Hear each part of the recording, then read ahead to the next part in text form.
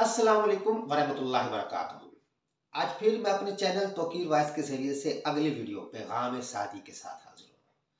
हम बहुत बेहतर से जानते हैं कि इस वीडियो के अंदर हम हजरत सादी रहमतुल्लाह अलैहि के कोई ना कोई हकायत पेश करते हैं, फिर उसे सुनने के बाद उसको समझने की कोशिश करते हैं और बाद आज़ा समझने के हमारी पूरी कोशिश होती है कि हम उस पर अमल कर सकें, क्योंकि ऐसे लोगों की बातें सुनना, समझना और फिर सबसे अहम होता है अमल करना। जब तक ये अमल नहीं होता तो फिर ऐसी बातें सिर्फ बातें रह जाती हैं। बहरहाल चलते हैं आज नेक्स्ट उनकी हकायत की तरफ। कहते हैं कि हिजाज में, वो अपनी किताब में उस पर लिखते हैं कि एक हिजाज का एक राही हर कदम पर 2 रकात नमाज अदा करता था, यानी कि वो हज करने जा रहा था और हर कदम के बाद यानी कि कुछ फासला मुकर्रर किया होता, उसके बाद 2 रकात नमाज अदा करता था। और अगर कोई उसके पाँव में कांटा चुभ जाता था तो वो पाँव में रहने देता था, यानी कि उस पाँव कांटे को निकालने की भी ज़हमत नहीं करता था कि कहीं मेरी इबादत में खलल ना आ जाए। एक दिन हातिफ ने आवाज़ दी, यानी कि गैबी आवाज़ कहते हैं इसे। गैबी आवाज़ आई कि ए मुसाफिर, अगर तूने इबादत की है तो हम पे कोई एहसान नहीं किया। याद रखो, एहसान से एक दिल को राहत पहुंचाना हर मंजिल पर 1000 रकत नमाज पढ़ने से बेहतर है। क्या ही उम्दा बेहतरीन एक पैगाम दिया हज़रत शेख सादी रहमतुल्लाह अलैह ने, बस समझने की।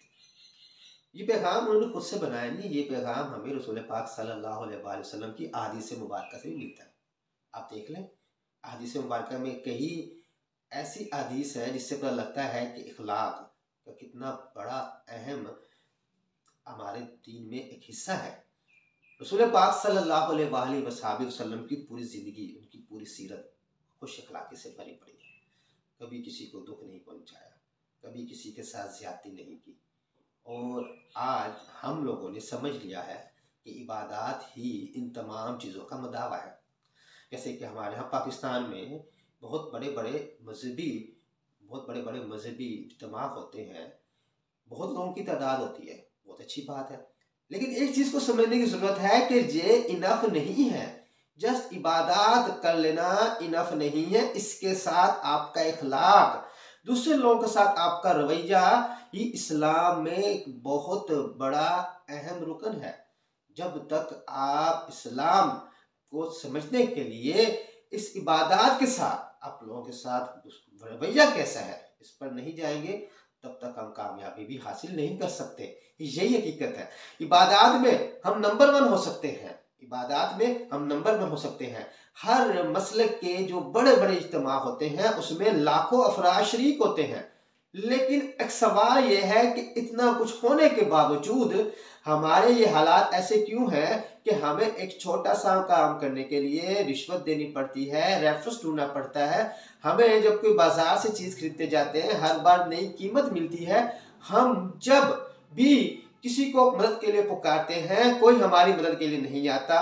मुसाफिर सफ़र कर रहे होते हैं बसों के अंदर, बूढ़े बुजुर्ग औरतें खड़ी हैं, नौजवान बैठे हैं। इट मीन्स डैट कि इसका मतलब यह है कि इबादत के अलावा जो इखलाकियात भी एक अहम हिस्सा इस्लाम का है, जो हमें सिखाया जाना चाहिए थी, वो हमने नहीं सीखी।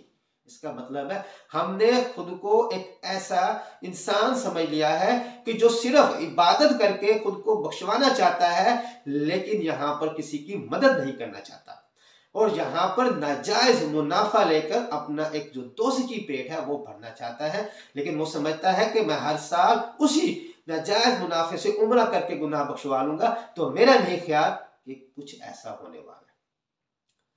इस्लाम कि अक्सर हमें वाक़यात रसूल पाक सल्लल्लाहु अलैहि वसल्लम की सीरत से मिलता है कि खुश इखलाकियात और इंसानों के साथ रवैया, जो हमें ये शेख सादी शराजी रहमतुल्लाह अलैहि भी अपनी शिकायत से बयान करने की कोशिश कर रहे हैं कि इबादत अपने मकाम पर है। बहुत अहमियत है इबादत की। इबादत हमारी ज़िंदगी का एक बहुत अहम हिस्सा है।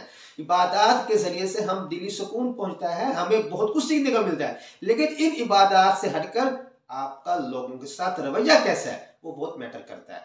آپ لوگوں کے ساتھ آپ کا رویہ کیسا ہے، آپ کے وہاں پر اخلاق کیسا ہے، آپ لوگوں کے ساتھ ظلم کر رہے ہیں اور ادھر عبادات کا بات کر رہے ہیں، آپ لوگوں کے ساتھ ناجائز منافع لے رہے ہیں، ادھر آپ عمرے کی بات کر رہے ہیں، آپ یہاں پر کوئی مدد کے لیے بلا رہا ہے اس کی مدد نہیں کر رہے، اور یہاں پر آپ کہتے ہیں کہ میں یہ عبادت کر لوں، تو یقین کریں یہ اسلام نہیں ہے۔ یہی حقیقت ہے جسے ہمیں آج سمجھنے کی بہت زیادہ ضرورت ہے کہ عبادات بہت حصہ ہے، ضروری حصہ ہے، کریں، لیکن اس کے ساتھ ساتھ ہمیں توجہ دینی ہوگی اپنے ایک معاشرتی رہن سہن پر بھی، کہ ہمارا لوگوں کے ساتھ رویہ کیا ہے، کیونکہ یہ بھی ایک عبادت ہی ہے اور یہی اسلام ہے اور یہی سلامتی ہے۔ ملتے ہیں اگلی ویڈیو میں، تب تک کے لیے اللہ حافظ۔